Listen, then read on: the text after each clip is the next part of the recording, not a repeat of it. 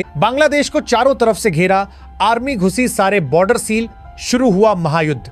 जी हां दोस्तों, अभी अभी जो तस्वीरें और जानकारियां सामने आ रही हैं वो कोई नॉर्मल खबर नहीं है, बल्कि ये उस तूफान की शुरुआत है जो धीरे धीरे पूरे साउथ एशिया की राजनीति और सुरक्षा व्यवस्था को हिला सकता है।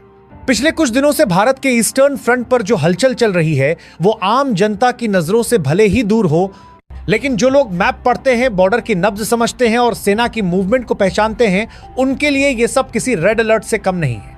भारत और बांग्लादेश के रिश्ते अब उस मोड़ पर आ चुके हैं जहां दोस्ती और भरोसे की बातें सिर्फ कागजों तक सीमित रह गई हैं। जमीन पर हालात तेजी से बदल रहे हैं और माहौल हर घंटे ज्यादा गर्म होता जा रहा है। पिछले 72 घंटों में जो कुछ हुआ है उसने साफ संकेत दे दिया है कि अब चीजें पहले जैसी नहीं रहेंगी। बांग्लादेश की सड़कों से जो तस्वीरें सामने आई हैं, खासकर भारतीय दूतावास के बाहर से, वो सिर्फ नारों और पोस्टरों की बात नहीं है। वहां जो माहौल बनाया गया है वो सीधा भारत को दुश्मन के रूप में पेश करने की कोशिश है। भारत विरोधी नारे, उग्र भीड़ और भड़काऊ पोस्टर, जिनमें खुलेआम भारत पर आरोप लगाए जा रहे हैं कि वो बांग्लादेश की राजनीति में दखल दे रहा है। सवाल यह है कि अचानक ये सब क्यों? हालात इतने बिगड़ चुके थे कि भारत को मजबूरन बांग्लादेश में अपना वीजा डिपार्टमेंट अस्थायी रूप से बंद करना पड़ा। इसका मतलब सीधा था, अब कोई भी नया बांग्लादेशी नागरिक कानूनी तरीके से भारत नहीं आ सकेगा। यह फैसला कोई छोटा प्रशासनिक कदम नहीं था, बल्कि एक कड़ा और साफ संदेश था कि अब भारत सब कुछ सहने के मूड में नहीं है। भारतीय दूतावास के बाहर लगाए गए कुछ पोस्टरों ने तो जैसे आग में घी डालने का काम किया। Ban state force, backed by India जैसे नारे ये दिखाने की कोशिश कर रहे थे कि भारत किसी खास फोर्स या गुट को सपोर्ट कर रहा है। लेकिन असलियत यह है कि इन आरोपों के पीछे कोई ठोस सबूत नहीं, सिर्फ भावनाएं भड़काने की साजिश है। एक ऐसा नैरेटिव तैयार किया जा रहा है जिसमें भारत को विलेन बनाया जा सके। भारत सरकार ने इस मामले को हल्के में नहीं लिया। बांग्लादेश के राजदूत को तलब किया गया और साफ शब्दों में कहा गया कि भारतीय दूतावास और वहां मौजूद भारतीय नागरिकों की सुरक्षा बांग्लादेश सरकार की जिम्मेदारी है। इसके बाद कुछ अतिरिक्त सुरक्षा जरूर लगाई गई, लेकिन ग्राउंड रिपोर्ट्स बता रही हैं कि तनाव अब भी बना हुआ है। भरोसा पूरी तरह से टूट चुका है और हर कदम बहुत सोच समझ कर रखा जा रहा है। इस पूरे माहौल के पीछे एक बड़ा कारण शेख हसीना का भारत आना भी बताया जा रहा है। बांग्लादेश के अंदर और बाहर बैठे कुछ खास तत्व, खासकर पाकिस्तानी प्रोपेगेंडा मशीनरी, ये फैलाने में लगे हैं कि भारत एक तानाशाह को शरण दे रहा है। सोशल मीडिया पर झूठ, अधूरी बातें और आधे सच की बाढ़ आ गई है।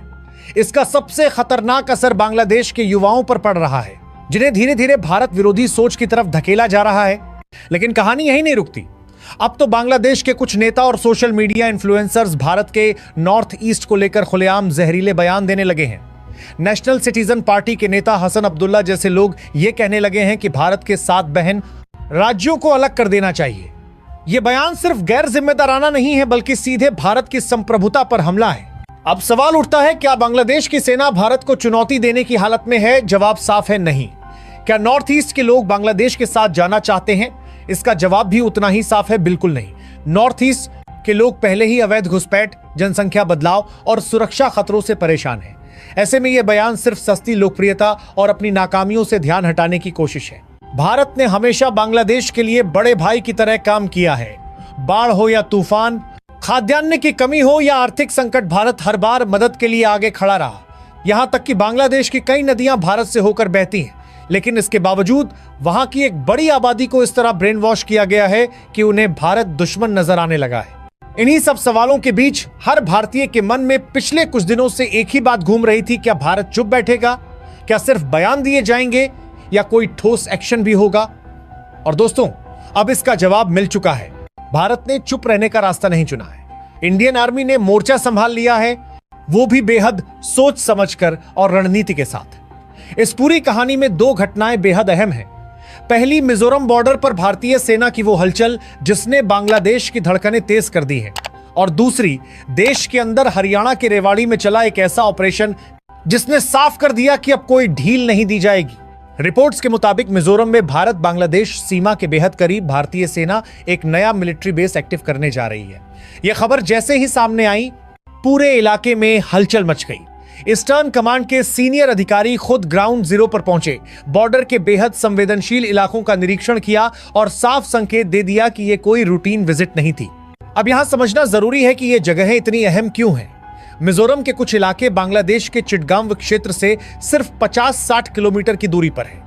यानी भारत सिर्फ सीमा पर निगरानी नहीं बढ़ा रहा, बल्कि सीधे बांग्लादेश के रणनीतिक लाखों के पास अपनी मौजूदगी मजबूत कर रहा है। लेकिन असली मास्टर स्ट्रोक अभी बाकी था।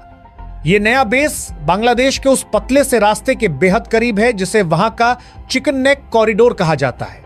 जिस तरह भारत के लिए सिलीगुड़ी कॉरिडोर संवेदनशील है, वैसे ही यह रास्ता बांग्लादेश की लाइफलाइन माना जाता है।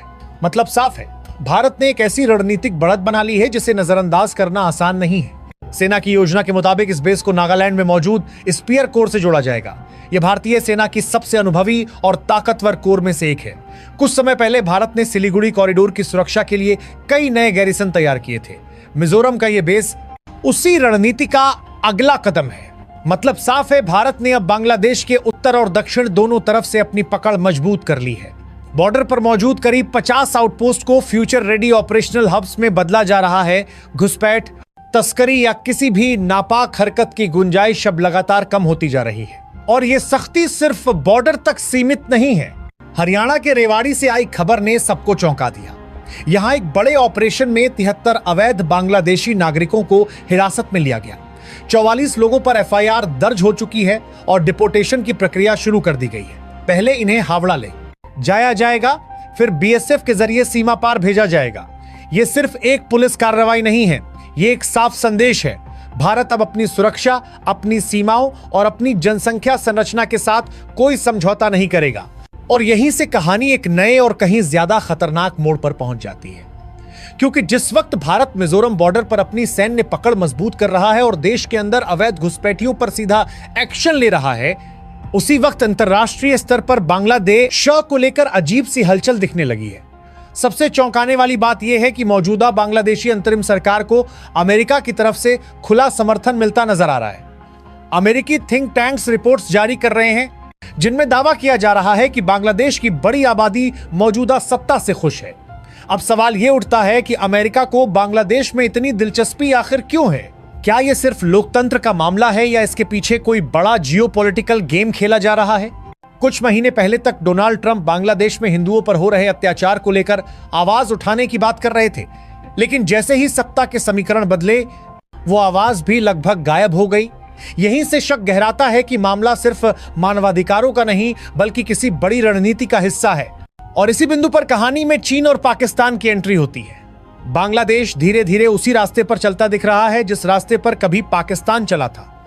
पहले अंदरूनी अस्थिरता, फिर आर्थिक बदहाली और उसके बाद जनता का ध्यान भटकाने के लिए बाहरी दुश्मन का नैरेटिव। जब सरकारें अपनी अर्थव्यवस्था संभालने में फेल हो जाती हैं, तो राष्ट्रवाद और युद्ध जैसे मुद्दे सबसे आसान हथियार बन जाते हैं। बांग्लादेश में भी कुछ ऐसा ही माहौल बनता दिख रहा है। चीन के साथ बढ़ते डिफेंस एग्रीमेंट, पाकिस्तान के साथ बैकडोर कोऑर्डिनेशन और कुछ पुराने एयरबेस को दोबारा एक्टिव करने की खबरें भारत की चिंता को और गहरा करती हैं। अब यह सिर्फ डिप्लोमेटिक इशू नहीं रह गया है, बल्कि सीधा राष्ट्रीय सुरक्षा का सवाल बन चुका है। इसी संदर्भ में मिजोरम में बन रहा नया मिलिट्री बेस बेहद अहम हो जाता है। यह सिर्फ एक डिफेंस इंस्टॉलेशन नहीं है, बल्कि एक स्ट्रेटेजिक मैसेज है। अब जरा मैप को दिमाग में रखिए। एक तरफ त्रिपुरा है, जहां से भारत कुछ ही घंटों में बड़ी सैन्य तैनाती कर सकता है।